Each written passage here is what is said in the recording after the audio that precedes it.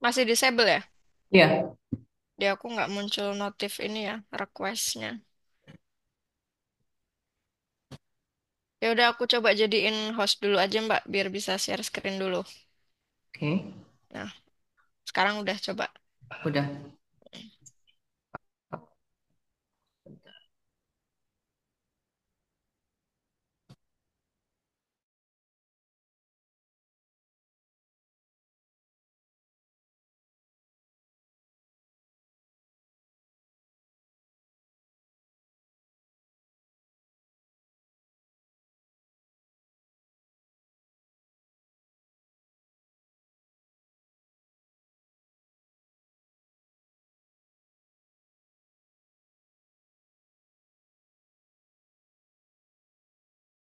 Apa yang Apa yang akan saya sampaikan siang ini adalah market update ya, seputar market update apa yang terjadi di dunia finansial keuangan saat ini. Jadi kita tahu dari sejak tanggal 2 April kemarin ketika kita masih menikmati libur Lebaran itu dunia seolah diguncang oleh kebijakan tarif Trump ya. Nah, sampai Dow Jones-nya itu sempat terjun beberapa kali yang cukup signifikan adalah 3.000 points, kemudian masih disusul 1.600 sekitar seribuan poin berikutnya, tapi juga eh, tapi juga akhirnya bangkit dengan cepat ya ketika Dow ini naik 3.000 poin, sorry. Jadi jatuhnya itu 1.600 poin, kemudian langsung ngebalap di candle hijau yang tinggi ini adalah sebesar 3.000 poin. Nah, kalau kita lihat dari kacamata fundamentalnya, memang ketika itu adalah ditetapkan untuk jeda 30 hari, 90 hari ya tarif seluruh dunia, tapi dikecualikan China. Nah, kalau kita lihat dari pola teknikalnya, ternyata that explains ya, Bapak Ibu semua, ketika Trump ini mengenakan jeda tarif yang membuat para investor global itu bisa sedikit menarik nafas. Ini ternyata memang sudah mencapai target bottomnya di sekitar 37.200 ya. Yang mana supportnya ini adalah garis paralel dari resisten sebelumnya yang mentokin si Dow Jones-nya itu di level 45.000 ya. 45.000 itu di Desember lalu. Nah, sekarang kita di April, jalan 4 bulan, akhirnya dia membentuk pola double top ya, yang terus kemudian kejatuhannya ini confirm makin deras ketika sudah anjlok ke bawah 41.600. Nah, dan kemudian tibalah kita last week di sekitar harga 37.300. Nah, ternyata di situ memang merupakan support bottom jangka panjang, dan reaksi yang ditimbulkan itu ya cocok gitu ketika market US Wall Street mencapai area support ini kemudian rebound berjamaah ya, dan kemudian dan secara fundamental juga ternyata cocok dengan jeda tarif dari Trump. Tapi semakin kesini kita perhatikan memang semakin masih apa namanya masih volatilitas tinggi gitu ya. Yang namanya si Trump ini ternyata kepribadiannya cepat berubah-ubah gitu. Suatu sampai-sampai eh, tarif yang dikenakan kepada China saat ini sudah mencapai 145 ya, 145. Kita lihat juga S&P 500. Sedangkan China juga mengenakan kepada Dow, kepada US itu sebesar 125% ya. Nah, em, retaliasi alias serangan balas dendamnya itu ini adalah ini S&P 500 ya. Di sini juga kita bisa lihat. Nah, kalau Dow di supportnya 37.200 itu ada support trend line jangka panjang. Kalau di S&P 500 support jangka panjangnya ternyata ada di sekitar level 4.900 ya. Dan ini cocok banget sehingga menjadi landasan technical rebound kemarin seminggu lalu ya. Oke.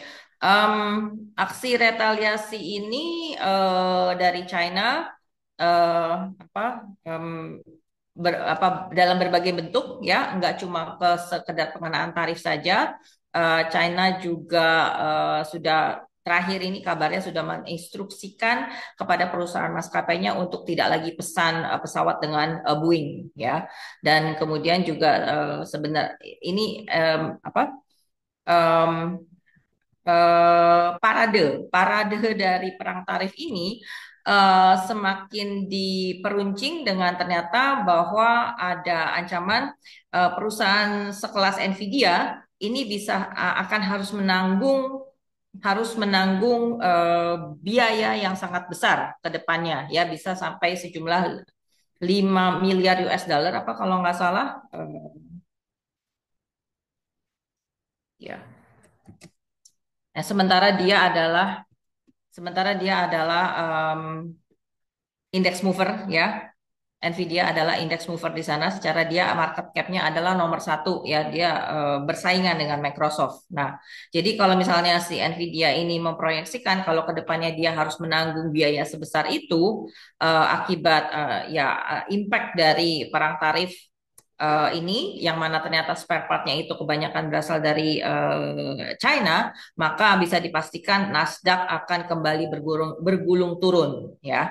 Oke, kalau kita lihat posisi Nvidia saat ini mungkin juga sudah karena beritanya sudah keluar tadi malam aftermarket, so harga sahamnya juga sudah mulai turun pelan-pelan ya. Kalau kita lihat dari pola weekly-nya, ini Nvidia yang naiknya kenceng banget tahun 2023-2024 ya, ini menjadi raja cuan sedunia ini Nvidia. Ini kayaknya sudah mulai rusak sudah mulai terganggu ini tren naiknya bullishnya ya. Jadi Nvidia-nya agak sulit untuk bisa naik lagi ke atas 118 sampai 127 resisten jangka pendeknya dan malah lebih prone atau lebih risky, lebih rapuh untuk terkoreksi ke sekitar 100 atau maybe di bawahnya. Kalau Nvidia-nya ternyata closing di bawah 90, nah itu akan menjadi gelombang turun yang akan lebih besar lagi ya. Mungkin bisa melanda Nasdaq yang katanya ini sekarang bubble-nya adalah untuk di perusahaan teknologi ini. Dan kemungkinan bisa mencapai harga 60 sampai 50 ya. Kalau ternyata cost-nya sebanyak itu karena eh, pastinya akan menekan profitability dan juga penjualan gitu. Nah, bagaimana dengan Indonesia ya? Kita langsung aja itu dari regional market kemudian Indonesianya ini. Indonesia juga kemarin ketika kita habis libur panjang Lebaran itu kita langsung disambut oleh trading halt tanggal 8 ya, tanggal 8 April hari Selasa kita mulai masuk kantor, market buka jam 9 langsung anjlok 9%. Ya, di sini nih. Nah, ini yang sehingga tercipta gap down besar sekali, tapi untungnya Bapak Ibu juga bisa lihat secara pola memang sudah siap-siap ditampung oleh garis support yang warna hitam ini lower channel di sekitar area 5880 ya. And hopefully fortunately untungnya kita tidak ikut mengalami ajrut-ajrutan yang terjadi ketika tanggal 2 April itu karena kita sedang libur lebaran gitu ya. Nah, jadi pas tanggal 8 April ketika market sudah buka kembali dan regionalnya pun pasar Asia itu sudah mulai menghijau. So, ya kita tinggal memang kita harus adjusting ya setelah libur panjang kita adjusting dengan apapun yang terjadi di regional market. Tapi efek penurunannya sudah mulai limited gitu, limited downside potential. Dan untungnya sejak hari itu pun kita cukup stabil di atas level 6.000 psikologis ya.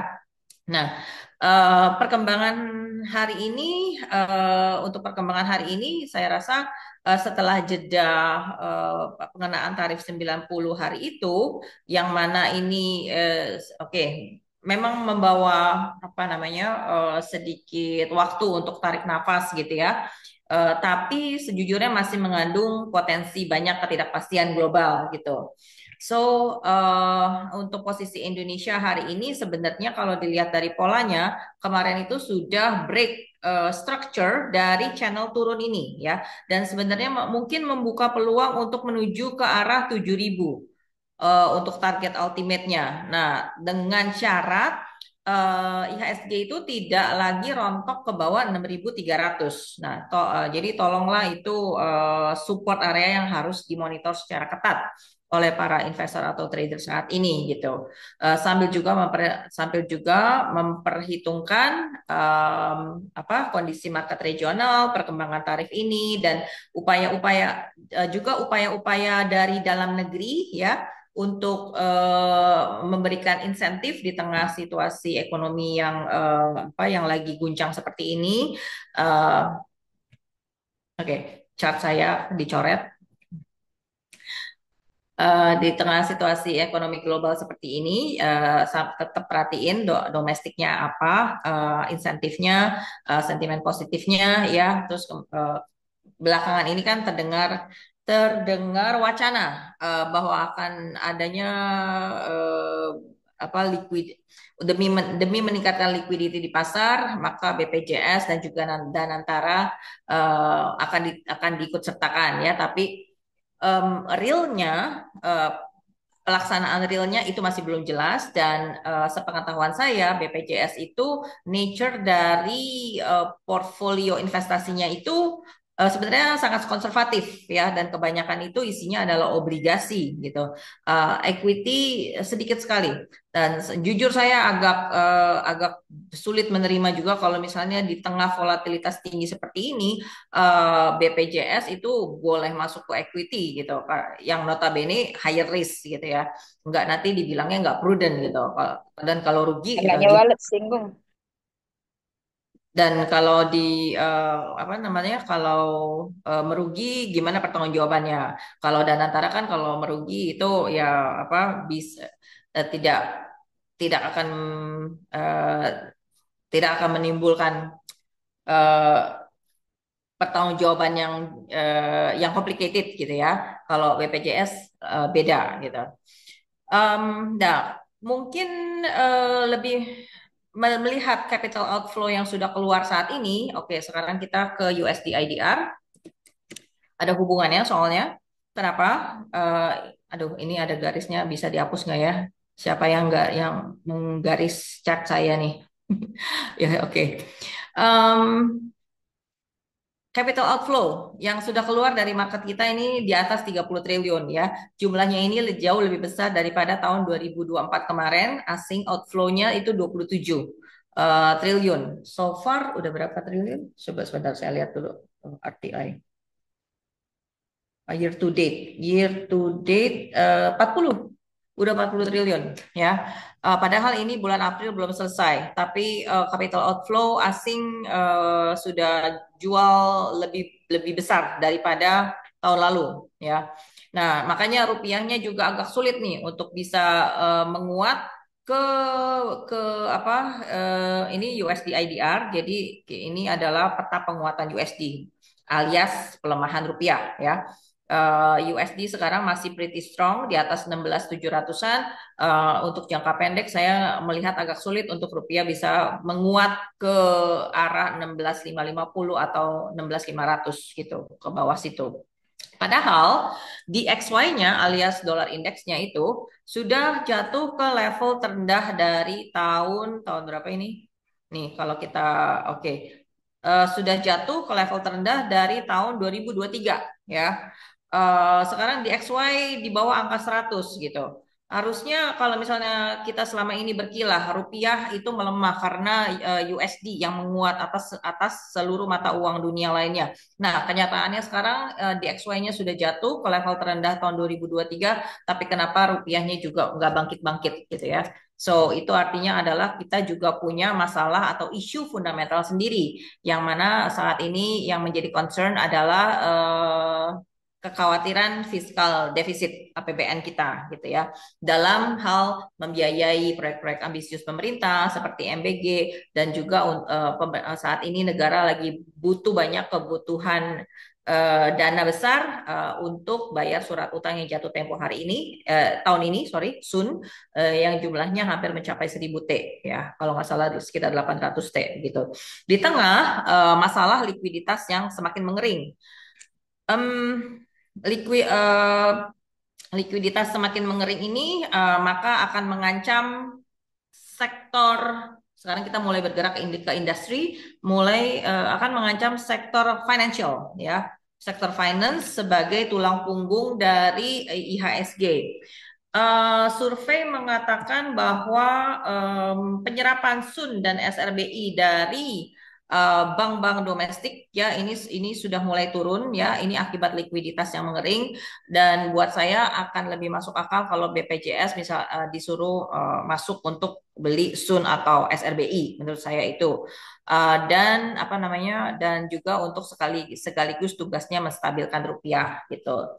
Eh, dan kalau misalkan ada investasi-investasi asing yang mau masuk ke Indonesia, seperti kemarin Qatar gitu ya, dengan proyek perumahannya, ini adalah rekan-rekan bisnis yang harus kita peluk erat-erat gitu. Jangan sampai lolos lagi proyeknya seperti yang wacana SWF itu zaman dulu gitu ya.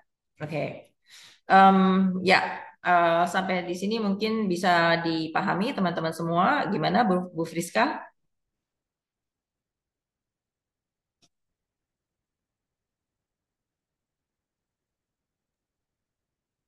Oke, oke, thank you Mbak Liza. Mbak, mungkin langsung ke diskusi aja ya teman-teman ya. Ini Boleh, ada boleh. bertanya insight sektor perbankan Mbak Liza. Ya, ini baru diomongin tadi, finance. Saya stop share dulu ya, soalnya ini chartnya kecoret orang nih. Nanti saya masuk lagi. Teman-teman silahkan ya kalau ada yang mau minta insight sektoral atau saham ataupun curhat portofolio juga boleh ya, tulis aja di Oke. kolom kolom chat atau mau langsung unmute juga boleh ya teman-teman ya. Hmm.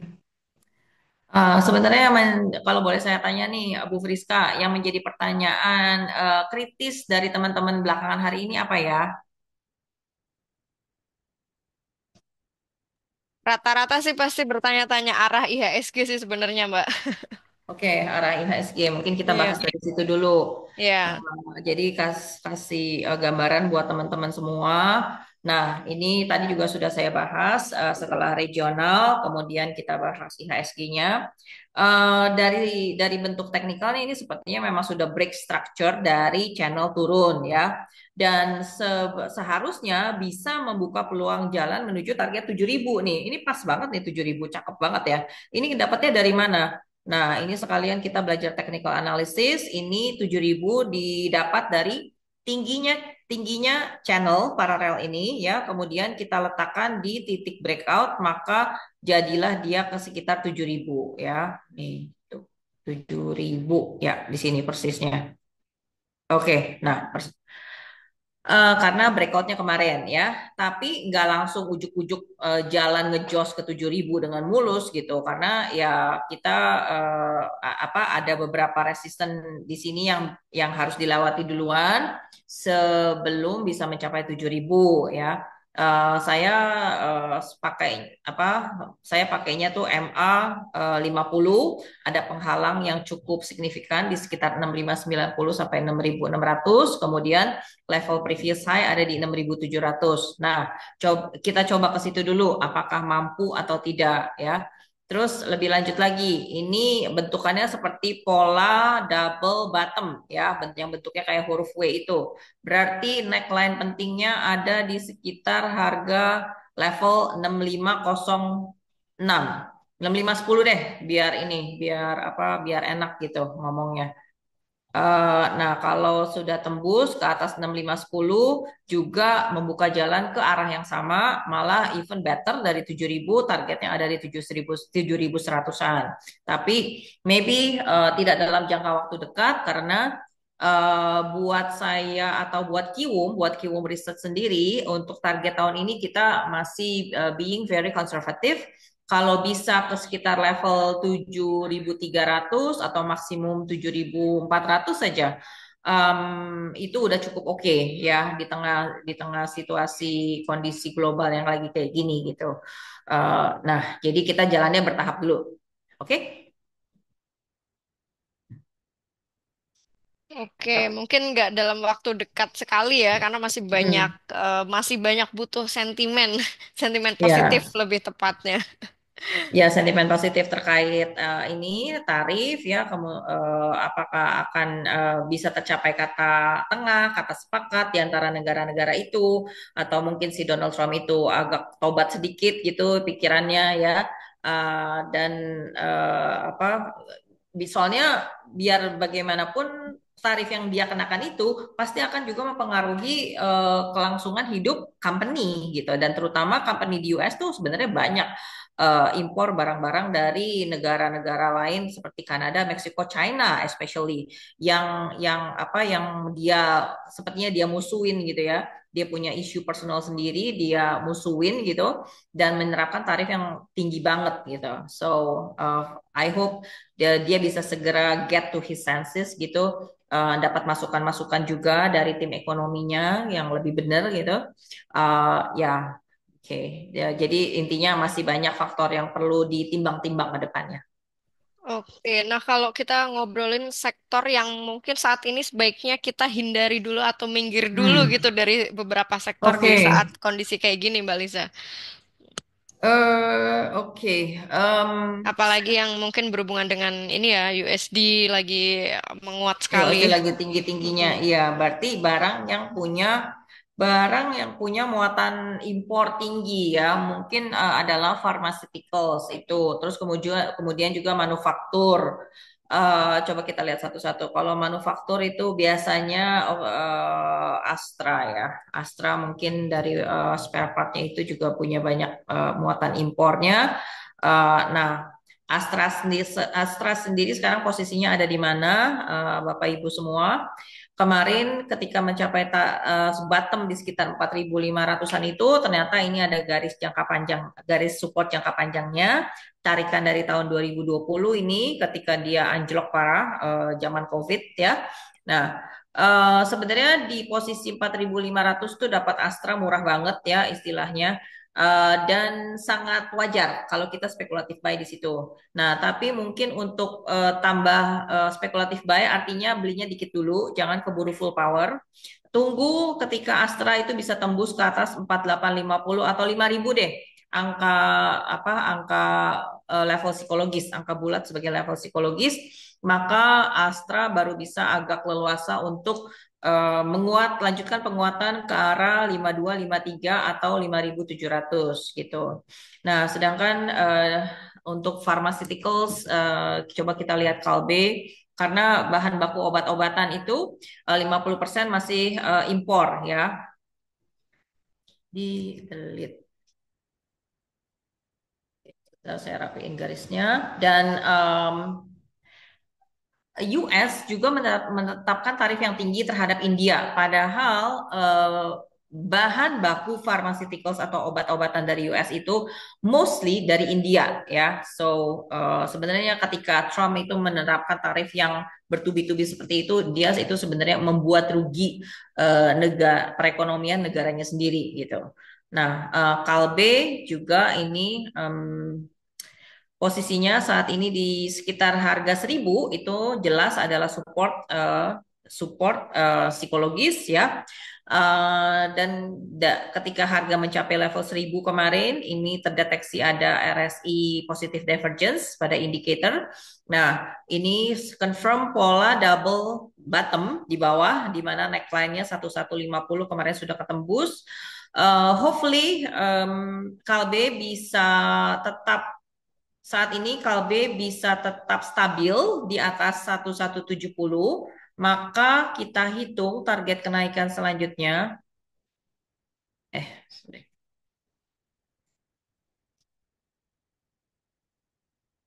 Fibonacci ya. Nah,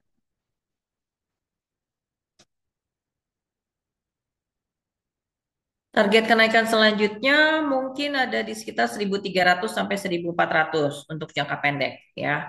eh, again karena kenaikannya bertahap, jadi harap average up-nya bertahap juga gitu.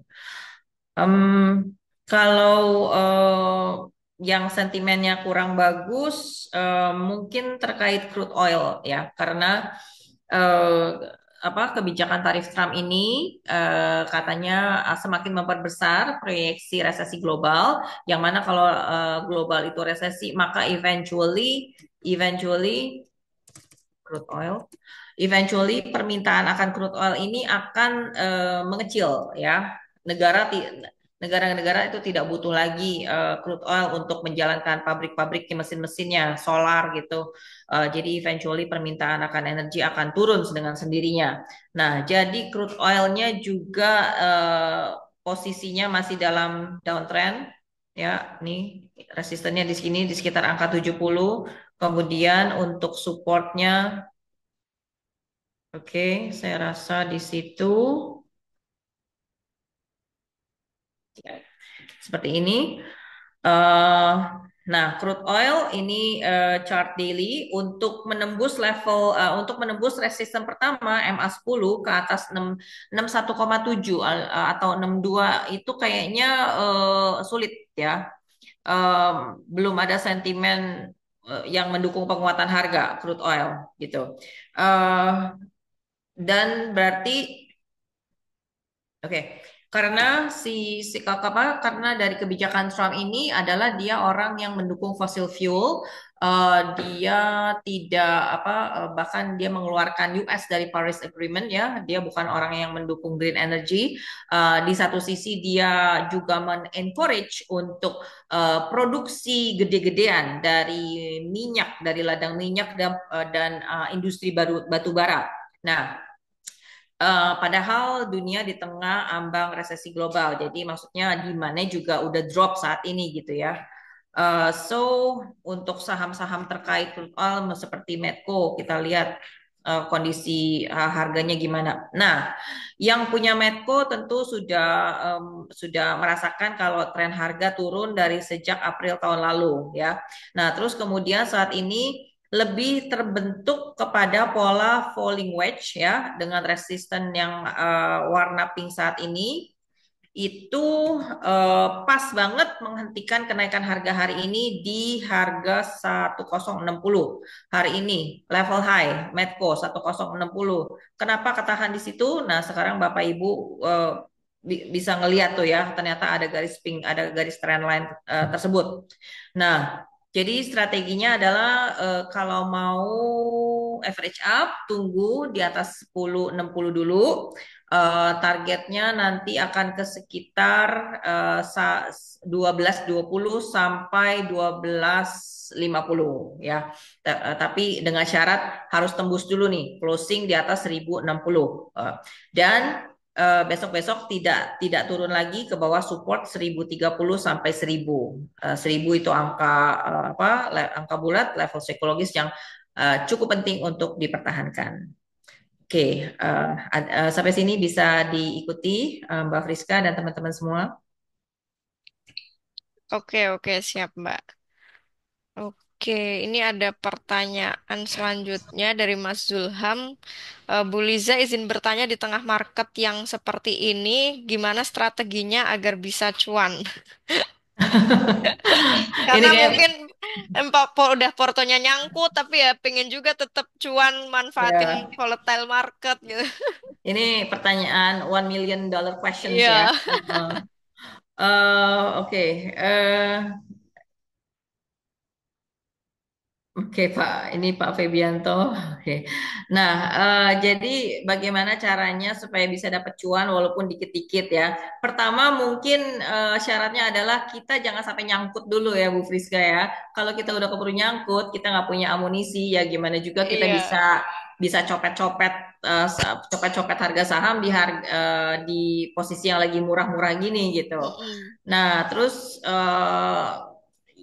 saya rasa yang bisa membuat kita cukup lincah bermanuver di saat sekarang ini ya charting gitu, technical analysis karena coba saya balikin ke posisi ke chart IHSG tadi.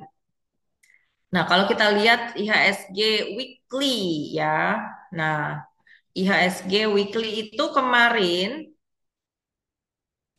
kemarin ketika jatuh ke level berapa ini 5880 itu. Nah, ini weekly. Oke, ketika jatuh ke level 588 itu, 5880 itu, IHSG itu persis di support jangka panjang, uptrend ya. Jadi kalau kita lihat big picture-nya, mungkin kalau lihat, jangan lihat yang ini deh soal gambarnya. Yang ada yang lebih clear. Nah, ini IHSG weekly. Nah, oke, ya. Em,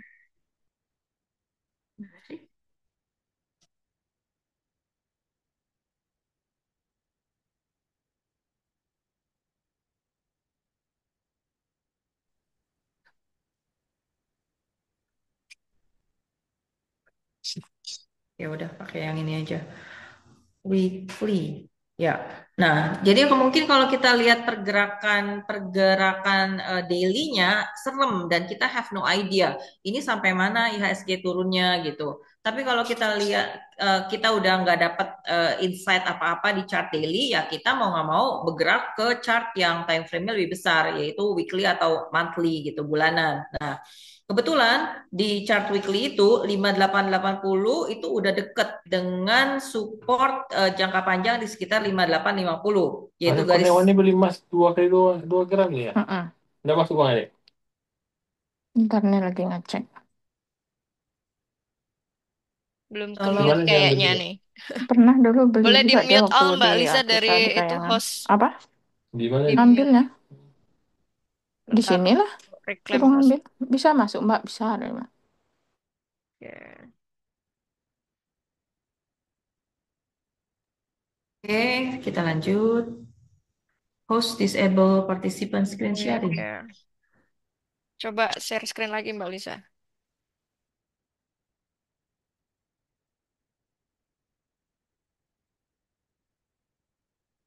Nah, aku nggak bisa bukanya. Kecuali udah ada. Oke, sorry, lanjut ya. Sampai mana tadi? Nah, ya, yang bisa membuat Bapak Ibu bermanuver cukup lincah itu ya charting gitu ya, technical analysis. Kemarin ketika IHSG jatuh ke sekitar 5880 itu sebenarnya sudah dekat support jangka panjang ya. Dan kemudian dilihat dari RSI-nya juga udah oversold banget. So, spekulatif buy di situ di apa cukup sah gitu ya. Nah, tapi kalau kita nggak tahu IHSG-nya ada di mana, kita tebak-tebak buah manggis, apakah aman atau enggak nih, ambil di sekitar 5880 gitu. Atau atau market bisa turun lebih dalam lagi kan tentunya juga ada kekhawatiran seperti itu ya. Karena tahu-tahu kemarin kita masuk habis libur panjang Lebaran, tiba-tiba langsung disambut dengan trading halt gitu. Jadi agak ngeblank juga mungkin saat itu. Nah, ya dan juga perhatikan money management ya Bapak Ibu semua. Ketika lagi di situasi kayak gini, jangan full power belinya, mentang-mentang harganya llagi murah meriah banget nih, lagi sale gitu, diskon besar. Untuk status spekulatif buy, saya sarankan maksimal cuma pakai 25 sampai 30% dari total dana trading Bapak Ibu semua gitu. Karena kita harus jaga-jaga juga kalau misalkan market kembali berbalik turun atau pastinya sih saya merasa akan masih ada lagi volatilitas tinggi alias ini market yang jatuh dalam seperti ini nggak bisa langsung V rebound gitu ya. Nggak bisa langsung rebound dengan cepat, pasti dia perlu bottoming dulu sideways sekitar sini, masih akan ajrut-ajrutan pastinya. Dan cocok lah dengan pemikiran bahwa tarif Trump ini nggak akan selesai dengan cepat gitu ya, pasti akan banyak tawar-tawaran lain gitu dan negosiasi antar negara. So mungkin masih akan ada gerakan yang choppy di sekitar sini antara 6.400 sampai 6.000, sambil bikin pola mungkin kalau mau naik lagi itu kita akan lihat namanya double bottom ya atau inverted head and shoulders, I don't know gitu. Pastinya akan ada gerakan untuk sideways bottoming dulu sebelum market bisa pulih bullishnya gitu. Ya, saya rasa mungkin itu ya apa namanya saran-saran yang paling praktikal di saat sekarang ini. Iya, benar-benar. Paling kalaupun untuk long term investor ya saat ini bisa evaluasi fundamental ya, Mbak Lisa ya, kalau untuk yang mau long term. Tapi kalau mau dapet yang cuan tipis-tipis, tetap pengen dapet cuan di saat market kayak gini, mau nggak mau ya andalin teknikal ya teman-teman ya, Ya, pelajarin betul. teknikalnya, tapi harus ketat. Pastikan dana dingin ya, karena kan market volatile gini, tahu-tahu besok ada halt lagi kan kita nggak ada yang tahu ya, jadi harus Ya. ekstra money manajemennya juga harus benar-benar ketat. Nah, Mbak Lisa mungkin ada sektor yang jarang dibahas ya di saat market seperti ini, sektor telekomunikasi, Mbak Lisa. Karena sepertinya Oh, banyak oke. Telkom holder ataupun Excel yang kemarin baru merger dengan Hmm. Friend gitu. Ya, Oke. insight-nya. Mm. Ya, kita lihat posisi Telkom saat ini. Nah, em, oke. Telkom di sekitar harga 2000 kemarin dekat-dekat 2000 ya. Low-nya adalah 2050. Ini sebenarnya juga posisi Telkom terendah dalam berapa tahun itu ya? Coba dalam tahun 2014. Wow. Dari tahun 2014 kita nggak pernah lagi lihat Telkom di sekitar harga 2000-an. So, kemarin ketika jatuh ke situ dan pas kebetulan juga RSI-nya menunjukkan positive divergence ya. Ini harganya bikin new low tapi ternyata indikatornya tidak sama-sama nyungsep melainkan malah agak meninggi sedikit gitu. Nah, di sini artinya di sekitar harga 2000-an itu buying momentum Telkom ini mulai picking up ya. Artinya ada pihak-pihak yang mulai collect Telkom gitu. Nah, kebangkitan Telkom saat ini alias technical reboundnya ini masih dihadang banyak resisten yang cukup penting seperti MA 10 dan 20 weekly itu ada di angka 2600. Nextnya adalah MA 50 di sekitar angka 2800. Kalau sudah bisa lewat situ, maka 3000 atau 3200-an itu menjadi target jangka pendek atau medium term ya. Target yang lebih panjang lagi ada di sekitar angka 3700. Ini juga masih hitungannya masih merupakan apa ya resisten dari tren turun jangka panjang 3700. Jadi yang mengharapkan Telkom 4000 kayaknya nanti dulu masih akan lebih lama lagi. Masih berat kayaknya ya. Kalau Mm-mm. untuk ini teman-temannya ISAT ataupun Excel, Oke, ya, yang Excel deh. Nah, Excel Komindo, Excel Asiata, sorry. Excel Asiata ini justru trennya lebih cenderung sideways ya, enggak yang pergerakannya downtrend banget gitu.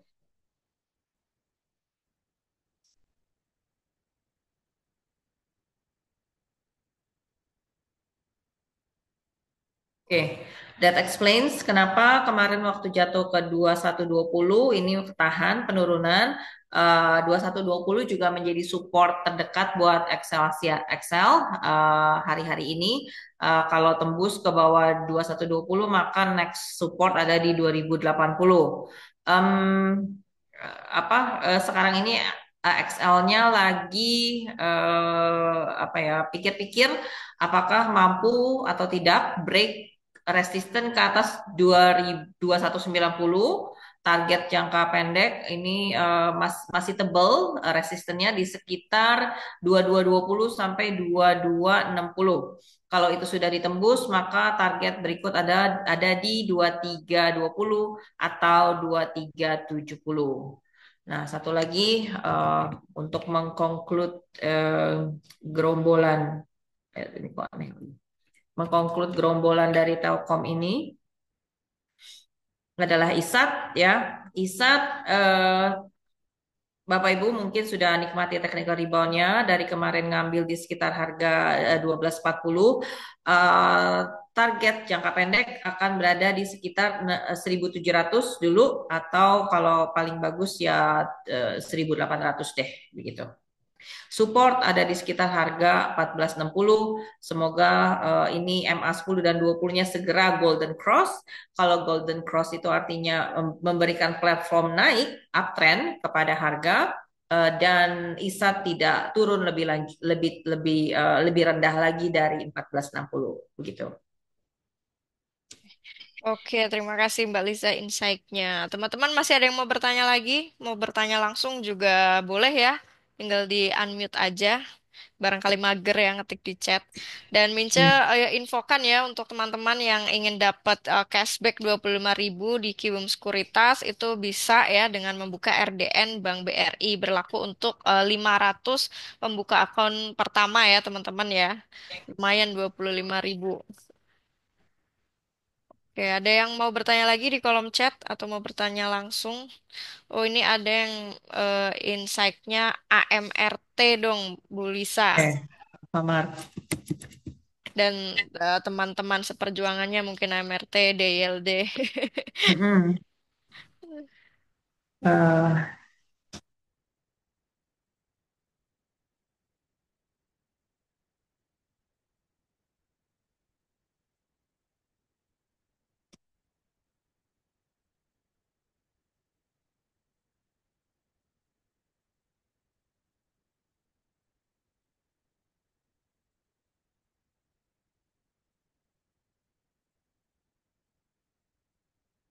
ya, benar. Jadi pola dari AMRT ini kita harus cek dulu apakah dia sudah mencapai ini ya target turunnya ya. Coba kita sorry,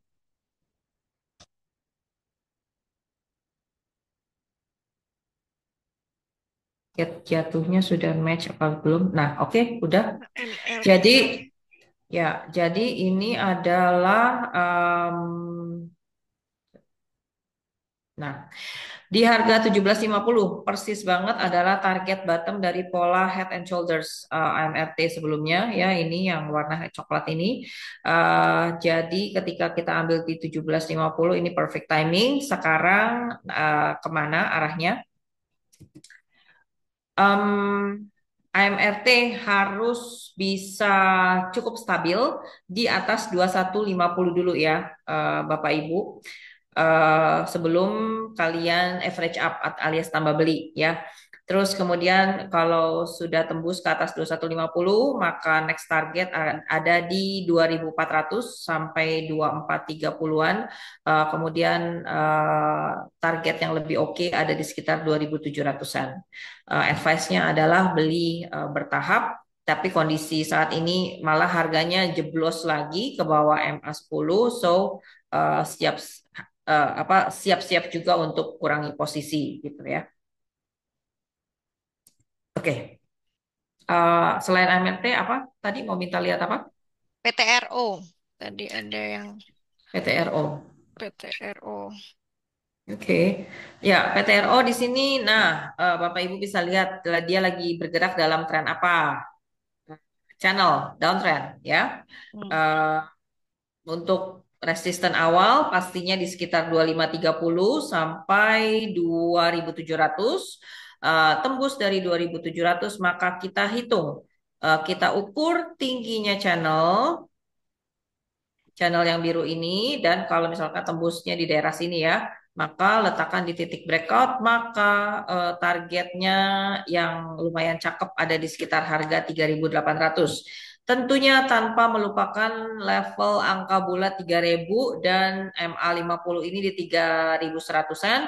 Average up jika sudah bisa tembus ke atas 2.670, 2.700 dan sekali lagi di atas 3.000 sampai 3.100 begitu. Oke, siap Mbak Lisa.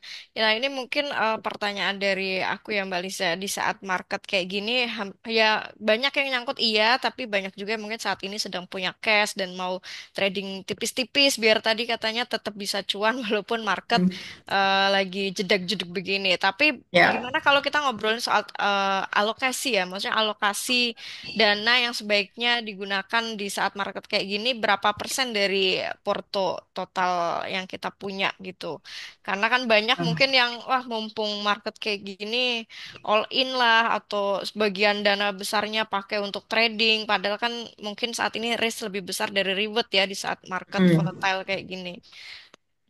Ya, jadi kalau risk management, money management itu adalah nomor satu ya di saat-saat kayak gini, Ibu Friska. Eh apa kita bahkan dengan bercanda saya bisa bilang kita susah payah analisa seperti ini. Tapi ketika nanti ntar malam si Trump tiba-tiba nulis apa lagi gitu di tweetnya, semua analisa kita hari ini buyar gitu kan? Buyar ya. Ya, semudah itu. Nah, jadi ya, I mean, well, nobody knows kemana arah perginya market gitu. But at least kita ada satu pegangan lah, apakah itu fundamental atau teknikal. Nah, menurut saya kalau di saat-saat seperti ini kita lebih lincah dengan technical analysis gitu ya. Kalau fundamental kan itu apa, belibet dan view-nya itu lebih long term gitu. Nah, kalau satu itu kita pakai jurusnya technical analysis. Nah, kemudian dua, penggunaan dengan technical analysis itu biasanya bisa memberikan insight, support dan resistance. Resisten itu kan banyak layer ya, Bu Friska. Nah, jadi kita bikin positioning kalau bisa, positioning itu maksudnya buka posisi buy itu kalau bisa deket-deket sama area support bottom gitu ya, dan juga tentunya terapkan cut loss yang disiplin ya. Jadi kita ngambilnya udah deket banget nih sama support. Kalau misalkan harganya masih jeblos juga, ya kita harus terima ikhlas gitu. Artinya apa? Kita udah berusaha meminimalisir atau mitigasi resiko sebaik mungkin. Tapi kalau ternyata market menyatakan sebaliknya, ya kita harus terima gitu. Dan kita lakukan cut loss itu karena dekat dengan support, jadi lukanya kita tuh nggak gede-gede amat gitu ya, cut lossnya gitu maksudnya. Nah, itu satu. Terus kedua, resisten itu banyak layer. Jadi usahakan beli bertahap dan gunakan dana maksimal menurut saya 25-30% aja deh di saat-saat seperti ini gitu, dari seluruh dana trading Anda. Kemudian juga pilihlah saham-saham yang kayaknya jangan yang likuiditasnya kering gitu. Atau lagi ada sentimen kurang bagus di fundamentalnya gitu. Sekarang kan juga lagi earning seasons ya, lagi dividend seasons. Nah, kita bisa pilih dari fundamentalnya yang cukup oke, cukup mendukung. Terus kemudian juga semoga tidak terkena dampak negatif dari keputusan tarif ini dan lain-lainnya begitu. Dan again, money management, risk management ini yang paling bisa menyelamatkan capital Anda di masa depan gitu. Oke, tadi saran dari Bu Lisa itu 25-30% ya teman-teman alokasi dana dari portofolio teman-teman yang bisa kita gunakan untuk trading tipis-tipis ya di saat market volatile kayak gini. Karena jujur market yang volatile kayak gini ya sometimes risk itu lebih besar dari reward ya. Jadi jangan sampai kita udah capek-capek nih Mm-mm. uangnya udah ngumpulin di RDN ya, tapi nanti ujung-ujungnya malah jadi nyangkut lagi. Apalagi kita masih ketolong dengan ya ini ke pause 90 hari ke depan ya. Nah, setelah itu kan Mm-mm. kita belum tahu lagi ya Mbak Lisa ya, Betul. arahnya akan kemana lagi ya kita sambil pantau market ke depannya. Nah, nggak berasa ini udah hampir 1 jam ya webinar kita. Masih ada satu pertanyaan lagi mungkin dari teman-teman yang mau diajukan, mungkin ini jadi yang terakhir nih bahas INKP, boleh deh INKP, Oke. Insight INKP Mbak Lisa.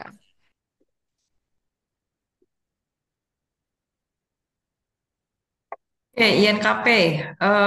Nah, mudah-mudahan nih ya, si INKP lagi membuat pola double bottom, Bu Friska. Karena ini posisinya persis banget, dia udah main-main di area support bottom jangka panjang nih ya. Tuh, kalau Wah, saya iya. ya, kalau saya perbesar nih time frame-nya, ini tarikan dari sekitar bulan Oktober, November tahun 2023.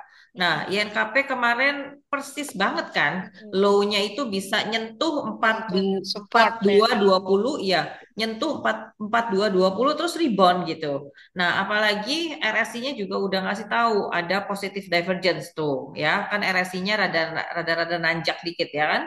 Nah, INKP saat ini dia lagi, saya rasa dia lagi berusaha ke arah target 5.500, tapi dengan syarat dia harus stabil dulu at least di atas 4.800 ya. Itu supportnya. So kalau dia akhirnya jadi jebol ke bawah situ ya mohon maaf, harus kurangi posisi. Bapak Ibu bisa average up kalau INKP-nya balik closing di atas 5.000, sekarang harga 4.920 kan? Ya, closing di atas 5.000 atau dan 5.100 itu bisa average up sekali, dua kali. Untuk jangka pendek target awal di sekitar 5.500 dulu begitu. Oke, siap. Terima kasih banyak Mbak Liza ya untuk semua insight-insight saham, sektor, dan tips-tipsnya. Teman-teman yang Hmm. baru join atau ketinggalan nanti bisa tonton ulang di YouTube-nya Kiwum Sekuritas ya. Udah ditulis tim admin Kiwum ya untuk link YouTube-nya.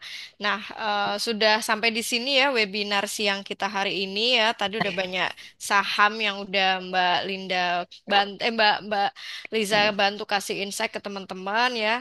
Silahkan bisa ditonton ulang di YouTube-nya Kiwum. Dan Mince infokan sekali lagi ya, masih ada promo top up cashback ya 50.000 untuk pembukaan akun di Kiwum Sekuritas dengan membuka RDN Bank BRI. Nanti selengkapnya ada di WA Group ya, bisa dibaca-baca ulang. Nah Mbak Lisa terima kasih banyak atas waktu dan sharing-sharingnya ya. Kita maraton dari semalam sampai siang Iya. ini. Mm-mm. Luar Sama-sama. biasa. Semoga bisa Makasih. memberikan insight untuk teman-teman investor di Mm-mm. luar sana. Nanti kita Ya. jumpa lagi di webinar Mm. ataupun IG Live berikutnya dengan topik yang beda. Siapa tahu tiba-tiba market bergejolak, kita langsung Ya. jadwalkan IG Oke. Live atau webinar dadakan. Nah, Mince Siap-siap. undur diri dulu sampai di sini. Terima kasih teman-teman Mm. semuanya.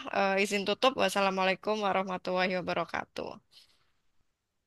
Terima kasih, Mbak Lisa. Thank you semua. Happy trading, semoga cuan selalu. Amin. Terima kasih teman-teman semuanya.